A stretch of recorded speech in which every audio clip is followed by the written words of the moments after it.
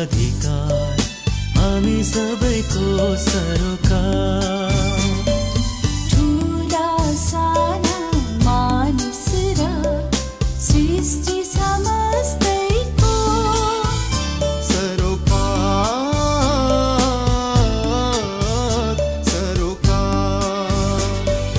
बाल अधिकार हामी सबैको सरोकार।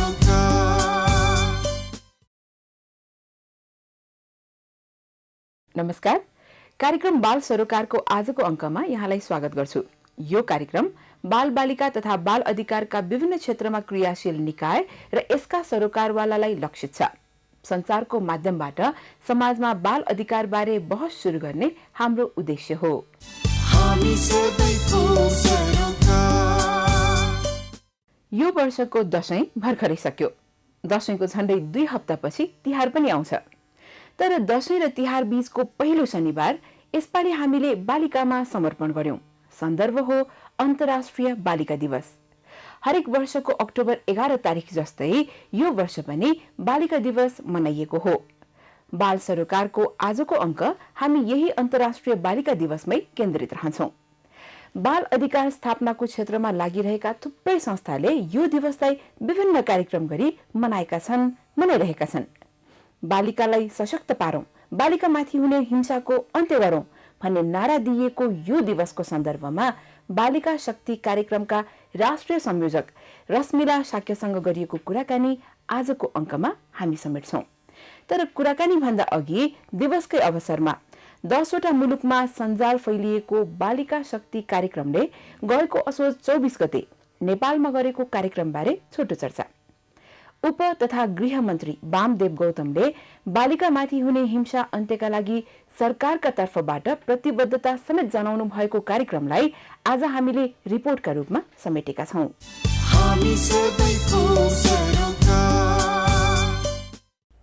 पाकिस्तानकी बालिका शिक्षाका अभियन्ता 17 वर्षीय मलाला युसुफजाईलाई यसपालिको नोबेल शान्ति पुरस्कार दिने घोषणा भयो। भारतका कैलाश सत्यार्थीसँगै संयुक्त रूपमा मलालाले यसपालिको नोबेल शान्ति पुरस्कार पाउनुहुने भएको हो। अनि संयोगै होला, गएको असोज 24 गते पुरस्कारको घोषणा हुँदा पुरै विश्व अन्तर्राष्ट्रिय बालिका दिवस मनाउने तयारीमा थियो। पुरस्कारको घोषणापछि सञ्चार माध्यमलाई सम्बोधन गर्दै मलालाले भन्नुभयो, बालिकाहरूले पनि सपना देख्न पाउनुपर्छ, सपना पूरा गर्न पाउनुपर्छ। मैले अरूले भन्दा छुट्टै अनि विशेष केही पाएको होइन मेरो परिवारबाट। मात्र के भन्दा मेरा आमा बाबुले मेरा पखेटा बाँधेनन्, बरु मलाई खुल्ला उड्न दिनुभयो। ठिक त्यही बेला नेपालमा भने हाम्रा उपप्रधान तथा गृहमन्त्री वामदेव गौतमले बालिकाहरूको संरक्षण र सशक्तिकरणका लागि सरकारको तर्फबाट प्रतिबद्धता जनाउँदै हुनुहुन्थ्यो। विगतको समाजमा तोडिने काम भएको थिएन, नयाँ निर्माण गर्ने काम भएको थिएन। आज हामीले समाजमा भएका यथार्थ परिस्थितिसित जुझ्दै पुरानो समाजलाई भत्काउँदै नयाँ समाज निर्माण गर्दैछौँ।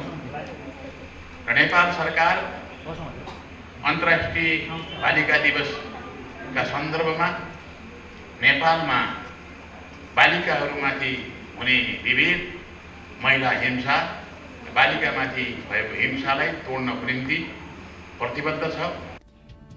नेपाली बालिकाहरूको सुरक्षा, संरक्षण एवं सशक्तिकरणको निम्ति म नेपाल सरकारको तर्फबाट प्रतिबद्धता व्यक्त गर्दछु। यही प्रतिबद्धतामा उपप्रधान तथा गृहमन्त्री वामदेव गौतमले हस्ताक्षर गर्नुभयो।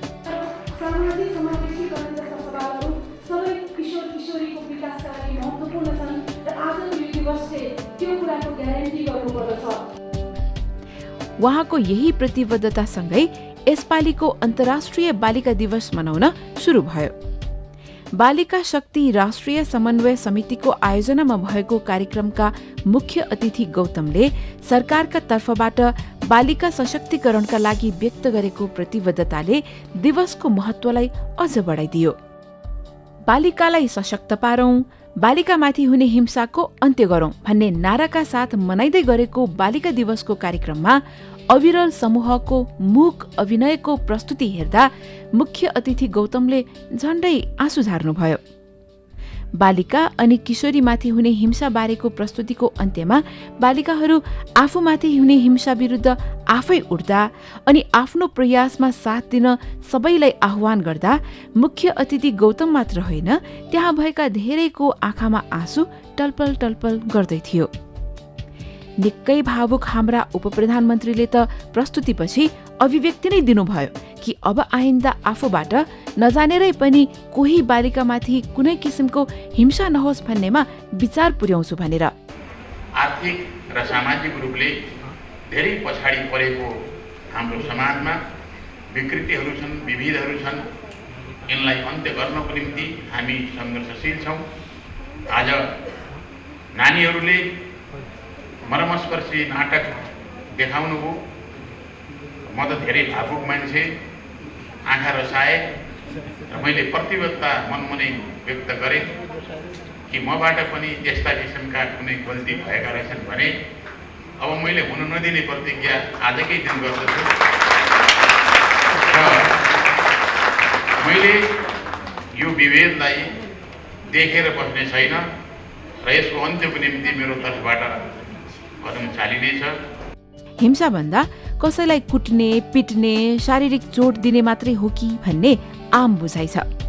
तर कुनै बालबालिकालाई पोषणयुक्त खाना नदिनु, उचित शिक्षाबाट टाढा राख्नु, कठिन श्रममा लगाउनु, उनीहरूको कुरा नसुन्नु, उनीहरूको आत्मविश्वासमा ठेस पुग्ने टीका टिप्पणी गर्नु जस्ता कामहरू पनि त हिंसा नै हो नि। यसैले बालिकाहरूलाई सशक्त पार्न बालिका शक्ति कार्यक्रमका एक साझेदार प्लान इन्टरनेसनलले थालेको किनकि म बालिका भएकीले अभियानको प्रतिवेदन समेत कार्यक्रममा सार्वजनिक गरिएको थियो।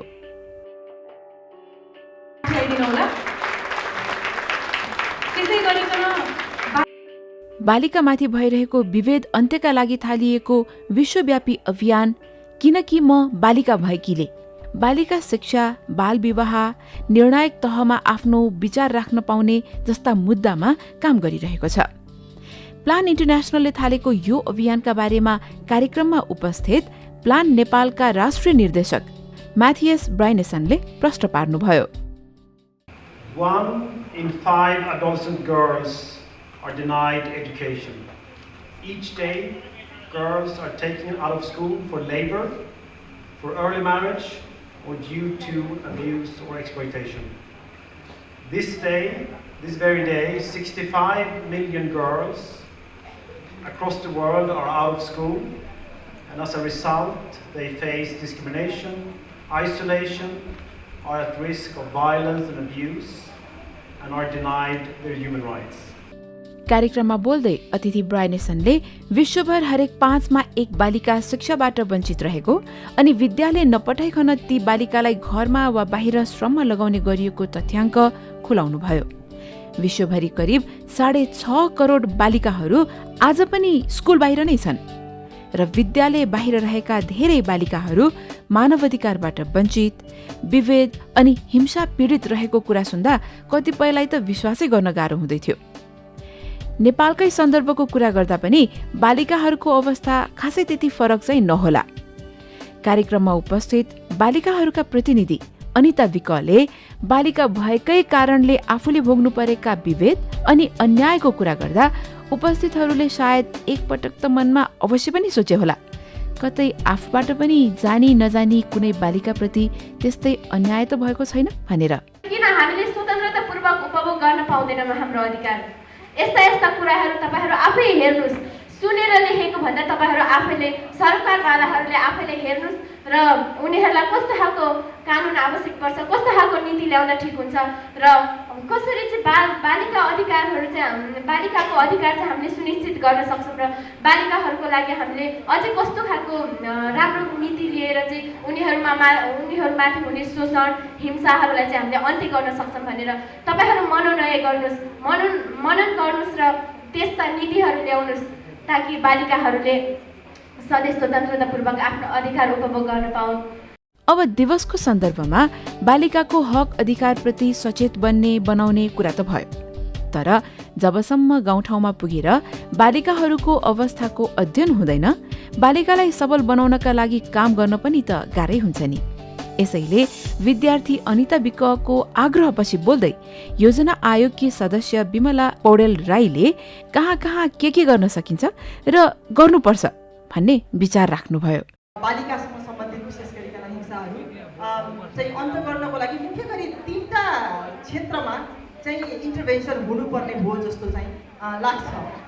एउटा भनेको कानुनी तहमा कानुनी प्रावधानहरूदेखि लिएर सरकारले गर्ने सहजीकरणका वातावरणहरू इन्स्टिट्युसनहरू त्यो अनुसार चाहिँ भएका छन् कि छैनन्। अर्को महत्त्वपूर्ण पाटो भनेको सशक्तिकरणको, जुन चाहिँ सिभिलले पनि अहिले यो एकदम महत्त्वपूर्ण मुद्दालाई उठाइरहेको छ। बालिकाहरूको सशक्तिकरण हुँदैछ, भइरहेको छ र अब झन् प्रष्ट रूपमा चाहिँ प्रखर रूपमा आइरहेको छ भन्ने चाहिँ भान हुन्छ। त्यो एउटा एकदमै राम्रो सुखद पक्ष हो।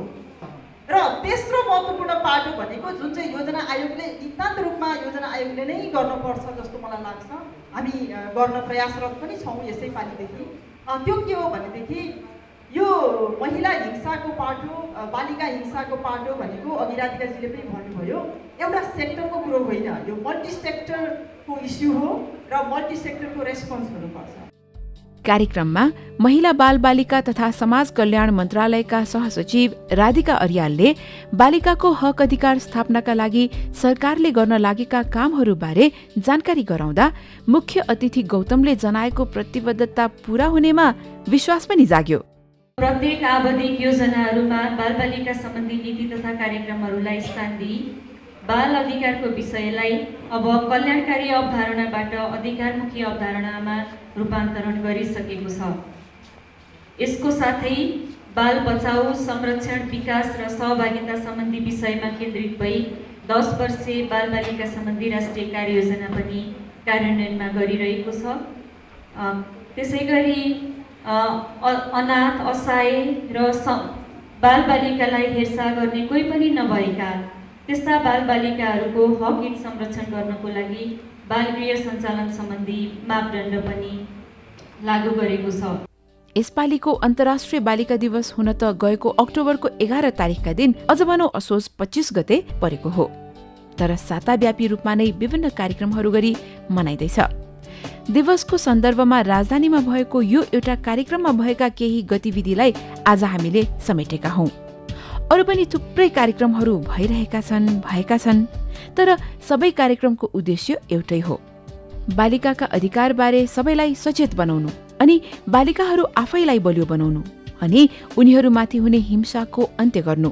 अब बालिकाहरूलाई बलियो बनाउने काम पनि समाजमा रहेका हामी सबैको हो अनि उनीहरू बिस्तारै अगाडि बढ्दा हौसला दिँदै पछाडि लाग्नुपर्ने पनि हामी सबै नै हौं। सिभिल नेपालकी कार्यकारी संयोजक सुम्निमा तुलाधरको आह्वान पनि यही नै थियो। बालिकाहरूले कि भविष्य उहाँहरूको हो र उहाँहरू उज्जवल भविष्य चाहन्छन् र हामीले त्यसमा साथ दिनु छ। उहाँहरू अगाडि लाग्नुहुनेछ र हामी पछि लाग्ने प्रतिबद्धता हामीले जनाउनु पर्दछ। साँच्चै भन्ने हो भने मानिस उमेरमा सानो ठुलो जस्तो भए पनि सबल, सुसूचित, शिक्षित भएपछि समाजलाई राम्रो अनि सभ्य बनाउने हो। त्यसो भए मलालाले भने जस्तै बालिकाहरूलाई पनि सपना देख्ने अधिकार छ, सपना पूरा गर्ने अधिकार छ। स्वतन्त्र भएर खुला रूपमा अगाडि बढ्न पाएकी मलालाले जसरी पाकिस्तानको एउटा सानो गाउँबाट नोबेल शान्ति पुरस्कारसम्मको यात्रा तय गर्नुभयो, के थाहा हाम्रा बालिकाहरूले पनि भोलिपछि आकाशै पो छुन्छन् कि।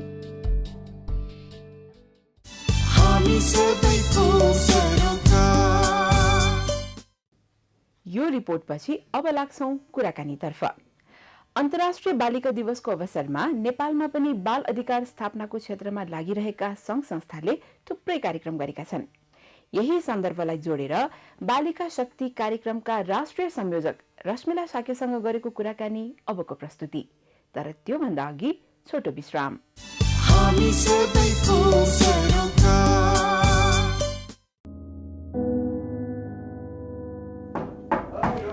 जहिले रक्सी खायो, जहिले घर ढिलो आयो, लाज लाग्दैन तिमीलाई? छरछिमेकीको अगाडि मलाई मुख देखाउन नि थाहा छ। वर्ता नभो। हैन के वर्ता बोले मैले? छोरीको फिस नदिएको 4 महिना भइसक्यो। आफ्नो सम्पत्ति त सिद्धायो, आज मेरो तलब पनि लगेर गयो हैन? के भनिस? हिरै मैले भन्छु, मलाई हात नलगाऊ भनेर।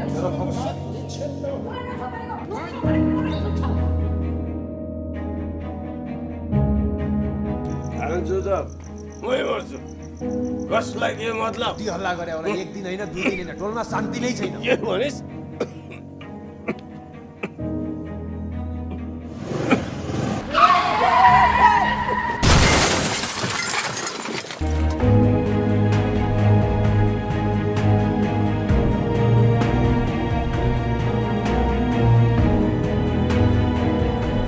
मदिरा सेवनले व्यक्तिगत पारिवारिक तथा सामाजिक समस्या निम्त्याउँछ।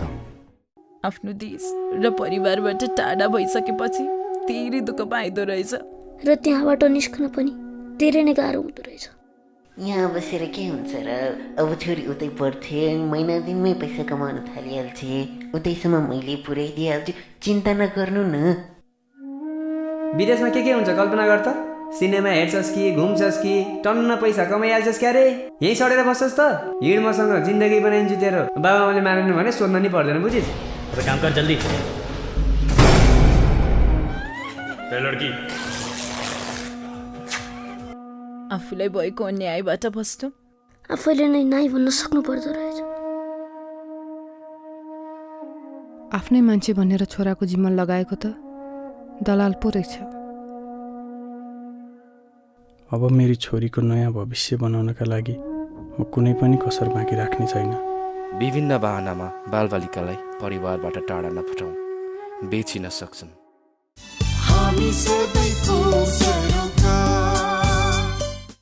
विश्रामपछि यहाँलाई फेरि स्वागत छ कार्यक्रम बाल सरोकारमा।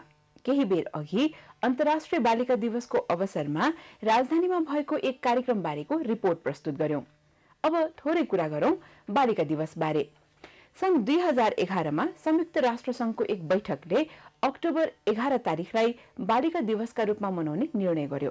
यसपछि 2012मा यो दिवस बाल विवाह अन्त्यको मुद्दामा केन्द्रित रह्यो अनि 2013मा बालिका शिक्षालाई जोड दिँदै यो दिवस मनाइयो। यो वर्ष भने बालिकालाई सशक्त पारौं, बालिकामाथि हुने हिंसाको अन्त्य गरौं भन्ने नाराका साथ यो दिवस मनाइदैछ।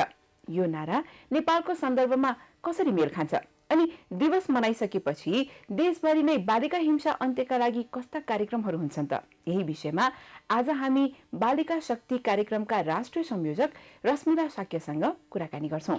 रश्मिला शाक्य हाम्रो स्टुडियोमा हुनुहुन्छ, यहाँलाई स्वागत गर्छौं। रश्मिला, धन्यवाद।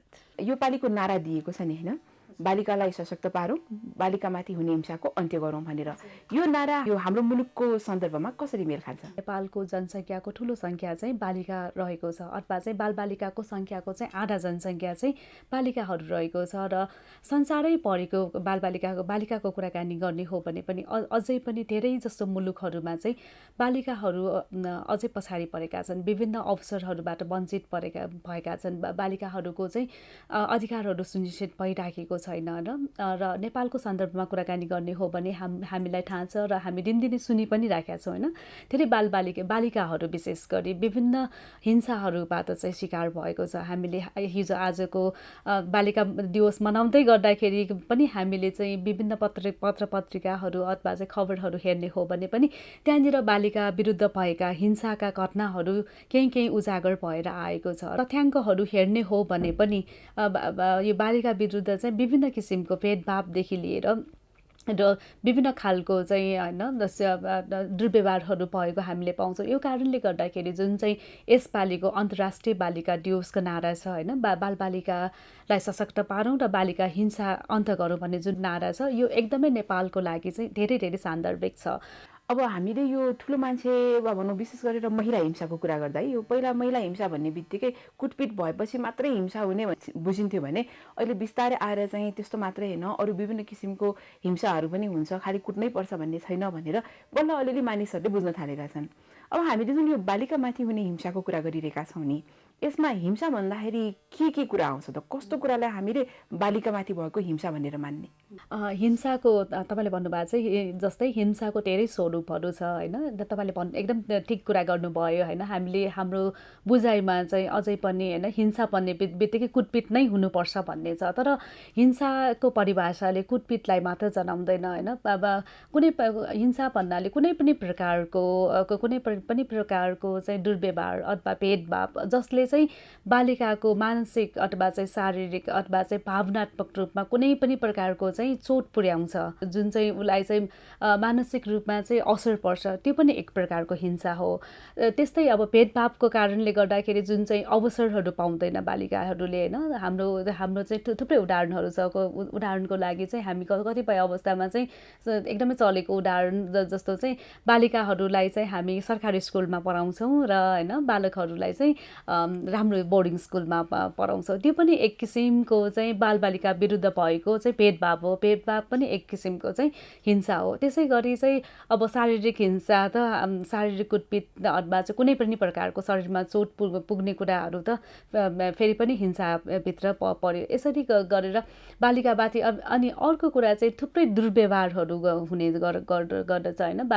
बालिकाहरूलाई चाहिँ उनीहरूले चाहिँ मन नपर्ने शब्दहरू प्रयोग गर्ने अथवा चाहिँ उनीहरूलाई चाहिँ उचित नहुने शब्दहरू प्रयोग गरेर बोलाउने कुराहरू भन्ने कुराहरू, यो चाहिँ दुर्व्यवहारहरू पर्छ र यो दुर्व्यवहार पनि हिंसाभित्र पर्छ। अब साकेज्यू अघि यहाँले भन्नुभएको थियो कि बालिकाहरूलाई नै सशक्त बनायौँ भने उनीहरूले आफूमाथि हुने हिंसाको प्रतिकार गर्न सक्छ भनेर होइन।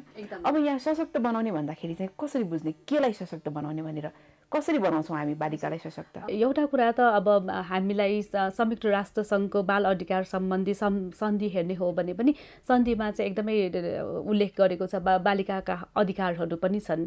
सबभन्दा पहिला त उहाँहरूलाई चाहिँ आफ्नो अधिकार के हो भन्ने कुराहरूमा चाहिँ जानकारी हुनुपर्छ र उहाँहरूले अधिकारको बारेमा जानकारी मात्र होइन, आफ्नो कर्तव्यको बारेमा पनि जानकारी हुनुपर्छ। उहाँहरू जहाँ छन् त्यहाँ चाहिँ उहाँहरूले आफ्नो कुराहरू भन्न सक्यो र आफ्नो सुरक्षा आफै गर्न सक्ने अवस्थामा पुग्न सक्यो भने यसले एक किसिमको सशक्तताको चाहिँ जानकारी गराउँदछ।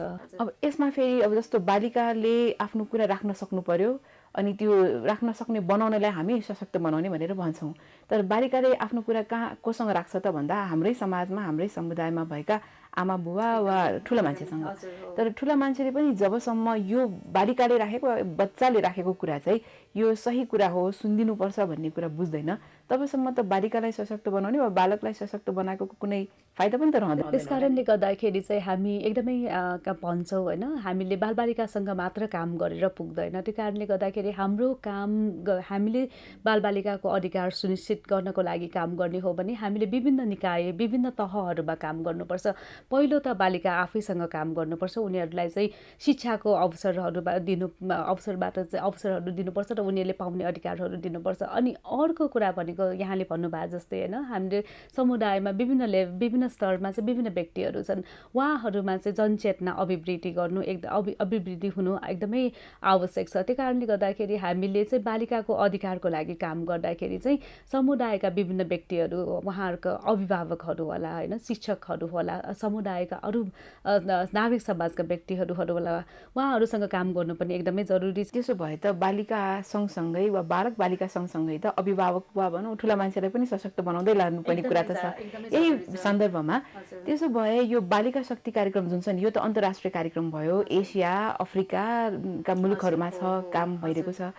यो कार्यक्रमले चाहिँ कसरी यो जुन अहिले मुद्दा तपाईँले उठाउनु भयो नि बालिकालाई सशक्त बनाउने, ठुला मान्छेलाई, यो कुरालाई कसरी चाहिँ सम्बोधन गर्छ त? यो के काम भइरहेछ? बालिका शक्ति कार्यक्रम चाहिँ विश्वका 10 वटा देश, जुन देशहरूमा चाहिँ बालिकाको अवस्था चाहिँ नाजुक अवस्थामा रहेको छ होइन, जहाँ चाहिँ बालिका विरुद्ध धेरै हिंसाहरू भइरहेका छ, बालिकाहरूले जुन अधिकार पाउनुपर्ने हो त्यो पाइरहेका छैन, ती 10 मुलुकहरूमा चाहिँ केन्द्रित गरेर चाहिँ काम भएको छ। र यो कार्यक्रमले चाहिँ एकदमै विभिन्न विधाहरूमा पनि काम गरेको छ। उदाहरणको लागि यसले एकदमै केन्द्रित भएर शिक्षामा काम गरेको छ, बालिकाहरूको संरक्षणको लागि काम गरेको छ, बालिकाहरूको चाहिँ आर्थिक सहभागिता र राजनीतिक सहभागितासम्मको लागि पनि काम गरेको छ। त्यसबाहेक यसले चाहिँ विभिन्न देशहरूमा चाहिँ बालिका सँगसँगै काम गरेको छ। बालिकाहरूलाई सशक्तिकृत गर्नको लागि जीवन उपयोगी शिक्षादेखि लिएर बालिकाहरूसँगै भएर बालिकाहरूकै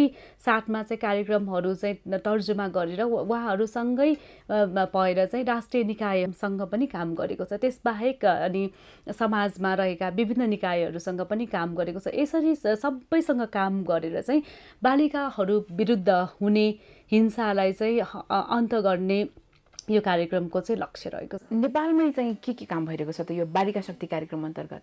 नेपालको कुराकानी गर्नुपर्दा चाहिँ विशेष गरी चाहिँ चारवटा संस्थाहरू मिलेर यो कार्यक्रम भइराखेको छ। उदाहरणको लागि सिविन नेपालले पनि काम गर्दैछ। सिविन नेपालले चाहिँ बालिकाहरूको विशेष गरी चाहिँ उहाँहरूलाई हुने जुन चाहिँ हिंसा छ, हिंसा अन्तको लागि काम गरिराखेको छ र सिविन नेपालले यसको लागि मुख्यतया चाहिँ बाल हेल्पलाइन 1098 चलाइराखेको छ र बाल हेल्पलाइन 1098 को मार्फत जति पनि समुदायमा बालिका विरुद्ध हुने हिंसाहरूको बारेमा चाहिँ सचेतना अभिवृद्धि गर्नुको साथै यदि भइहालेको खण्डमा चाहिँ बालिकाहरूलाई चाहिँ यसबाट चाहिँ बाहिर निस्कनको लागि र उचित न्याय दिलाउनको लागि पनि कार्य गर्दै आइराखेको छ। अब यही सन्दर्भमा गएको शुक्रबार भर्खरै बालिका शक्ति कार्यक्रम एउटा ठुलो कार्यक्रम पनि गर्यो हैन? अब उप प्रधानमन्त्री गृहमन्त्री वामदेव गौतमको उपस्थिति थियो र उहाँले चाहिँ सरकारको तर्फबाट प्रतिबद्धता जनाउनु भयो बालिका विरुद्ध हुने हिंसाको अन्त्य गर्न भनेर। अब यो प्रतिबद्धतालाई हामीले कुन अर्थमा लिने कि अब यसपछि साँच्चै नै बालिकामाथि हुने हिंसा अन्त्य हुन्छ त? यो चाहिँ एकदमै राम्रो प्रश्न गर्नुभयो हैन? यो प्रतिबद्धता चाहिँ एउटा खुड्किलोको रूपमा चाहिँ बाँध्न सकिन्छ जस्तो लाग्छ मलाई हैन? हुन त नेपाल सरकारले बालिकाहरूको हिंसा अन्त्य गर्नको लागि विभिन्न कार्यक्रमहरू पहिलादेखि गर्दै आएको छ र यो बाल नीतिमा पनि बालिका विरुद्ध हुने हिंसालाई चाहिँ कसरी चाहिँ अन्त्य गर्न सकिन्छ भन्ने कुराहरू उल्लेख गरेको छ। तर अन्तर्राष्ट्रिय बालिका दिवस मनायौँ र गृहमन्त्रीज्यूले जुन चाहिँ प्रतिबद्धता जनाउनु भएको छ यसले चाहिँ एउटा चाहिँ अर्को हैन अर्को एउटा चाहिँ स्टेप थपेको छ र यसले चाहिँ बालिका विरुद्ध हुने हिंसाहरूलाई चाहिँ रोक्नको लागि चाहिँ सरकारी तवरबाट जुन चाहिँ सरकारी निकायहरूलाई चाहिँ जुन चाहिँ सुसूचित गर्नुपर्ने जुन चाहिँ हैन यो के भन्छ सबल बनाउनु पर्ने कुराहरूको लागि चाहिँ पहल हुन्छ जस्तो लाग्छ। अब कार्यक्रमकै कुरा गर्दा कार्यक्रममा राष्ट्रिय योजना आयोगका प्रतिनिधिको पनि उपस्थिति थियो अनि सँगसँगै फेरि यो बालबालिका हेर्ने मन्त्रालयका प्रतिनिधिको थियो। अब हामीले गृहमन्त्री उप प्रधानमन्त्रीको कुरा त गर्यौँ। यहाँहरूको वा भनौँ बालिका शक्ति कार्यक्रमको तर्फबाट यहाँहरूको अपेक्षा चाहिँ के हो त? के भइदियो भने हुन्छ अब साँच्चै नै यो बालिकामाथि हुने हिंसाको अन्त्य? यसपालिको नारामा चाहिँ बालिका भन्दै पनि फेरि पनि किशोरीलाई पनि एकदमै हैन फोकस गरिएको छ र किशोरी भन्दाखेरि चाहिँ 10 देखि 19 वर्षका बालिकाहरू पर्छन् हैन? यो अवस्था भनेको चाहिँ धेरै मानसिक शारीरिक र सबै किसिमबाट चाहिँ परिवर्तन आउने अवस्था पनि हो र हामीले नेपालको तथ्याङ्कहरू हेर्ने हो भने पनि यही अवस्थामा धेरै जस्तो बालिकाहरू चाहिँ दुर्व्यवहारमा परेको हिंसामा परेको हाम्रो उदाहरणहरू छ र खुसीको कुराकानी गर्नु पर्दाखेरि चाहिँ अब यहाँहरूलाई थाहा पनि छ होला गत वर्ष राष्ट्रिय योजना आयोगको चाहिँ नेतृत्वमा चाहिँ हामीले चाहिँ किशोर किशोरी सम्बन्धी राष्ट्रिय कार्ययोजना पनि बनाएको छौँ र यो कार्यक्रम यो वर्ष हामीले अन्तर्राष्ट्रिय बालिका दिवस मनाइराख्दाखेरि चाहिँ हामीले जुन चाहिँ यो योजना बनाएका छौँ त्यो योजनालाई चाहिँ हामीले साँच्चैकै चाहिँ कार्यान्वयनको लागि चाहिँ अझ थप बल पुग्छ भन्ने मलाई लागेको छ र सबै यसमा सहभागी हुने सबै मन्त्रालयहरूले चाहिँ बालिकाहरूसँग सम्बन्धित कार्यक्रमहरूलाई चाहिँ एकदमै के भन्छ यसलाई चाहिँ लागू गराउनको लागि थप पहलहरू गर्नेछ जस्तो लाग्दछ। हस्त रश्मिला साकीज्यू, यहाँलाई धेरै धेरै धन्यवाद। एकदम धन्यवाद। हामीसँग स्टुडियोमा हुनुहुन्थ्यो बालिका शक्ति कार्यक्रमका राष्ट्रिय संयोजक रश्मिला साक्य। उहाँसँग हामीले यसपालिको अन्तर्राष्ट्रिय बालिका दिवसको सन्दर्भमा कुराकानी गरेका हौँ। यो कुराकानीसँगै आजलाई हामी कार्यक्रम बाल सरोकारको अन्त्यमा आएका छौँ। कार्यक्रम बारेमा केही सुझाव सल्लाह भएमा कृपया हाम्रो ठेगाना कार्यक्रम बाल सरोकार पोस्ट बक्स नम्बर 4374 काठमाडौँमा पत्राचार गर्नुहोला। साथै हाम्रो इमेल ठेगाना balsarokar@mos.com.np पनि यहाँले प्रयोग गर्न सक्नुहुन्छ। अर्को साता कार्यक्रमको नयाँ अङ्क लिएर हामी फेरि आउनेछौँ। त्यतिन्जेलसम्मका लागि नमस्कार।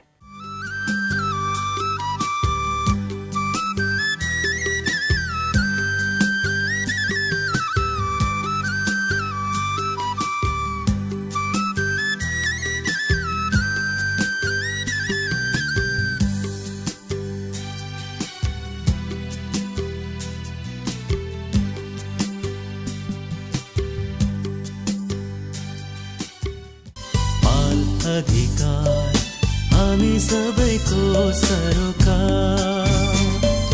ठुला साना मानिस र सृष्टि